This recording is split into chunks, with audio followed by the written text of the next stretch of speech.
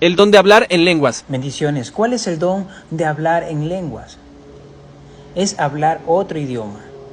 El primer acontecimiento de hablar en lenguas se produjo en el día de Pentecostés. Lo encontramos en el libro de Hechos, capítulo 2, verso 1 al 4. Los apóstoles salieron y compartieron el evangelio con las multitudes, hablándoles en sus propios idiomas. Le oímos hablar en nuestras lenguas la maravilla de Dios, según Hechos, capítulo 2, verso 11. La palabra griega traducida a lenguas literalmente significa idiomas.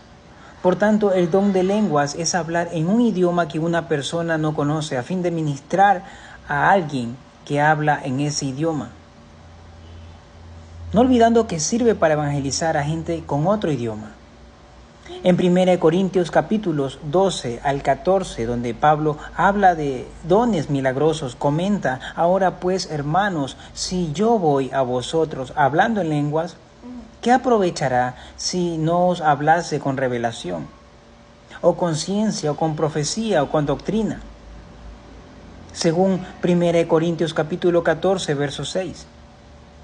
De acuerdo con el apóstol Pablo y de acuerdo con las lenguas descritas en Hechos, hablar en lenguas es valioso para aquel que escucha el mensaje de Dios en su propio idioma, pero es inútil para todos los demás, a menos que sea interpretado o traducido.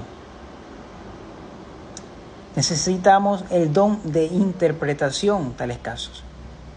Una persona con el don de interpretar lenguas, según 1 Corintios 12:30, podría entender lo que una persona que habla en lenguas está diciendo.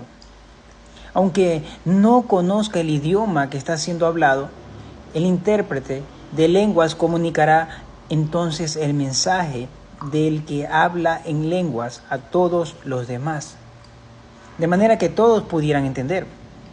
1 Corintios capítulo 14, verso 13, por lo cual el que habla en lengua extraña pida en oración poder interpretarla. La conclusión de Pablo, amados, en cuanto a las lenguas que no fueron interpretadas es poderosa. En 1 Corintios 14, 19 dice: pero en la iglesia prefiero hablar 5 palabras con mi entendimiento para enseñar también a otros que 10,000 palabras en lenguas desconocidas. La pregunta sería: ¿es el don de lenguas para hoy en día? La Escritura no afirma concluyentemente que el don de hablar en lenguas ha cesado. Al mismo tiempo, si el don de hablar en lenguas estuviera activo en la iglesia de hoy, se realizaría de acuerdo con la Escritura. Sería un idioma real y comprensible, según 1 Corintios 14, verso 10. Tendría el propósito de comunicar la palabra de Dios con una persona que habla otro idioma, según Hechos capítulo 2, versos 6 al 12. Sería de acuerdo con el mandato que Dios dio a través del apóstol Pablo, 1 Corintios capítulo 14, verso 27 al 28. Si habla alguno en lengua extraña, sea esto por 2 o a lo más 3, y por turno, y uno interprete. Y si no hay intérprete, calle en la iglesia y hable para sí mismo y para Dios. También sería en obediencia a 1 Corintios 14, verso 33. Pues Dios no es Dios de confusión, sino Dios de paz, como en todas las iglesias de los santos.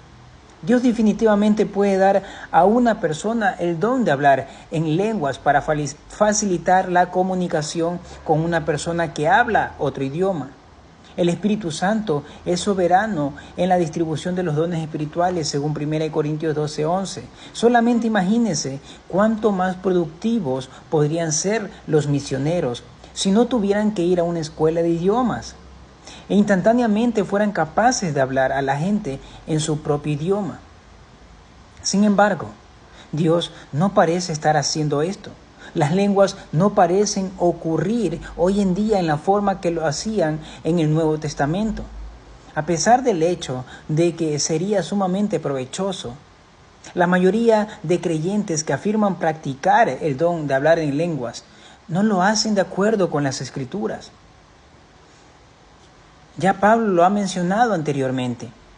Estos hechos conducen a la conclusión de que el don de lenguas ha cesado, o es al menos una rareza en el plan de Dios para la iglesia de hoy. Bendiciones.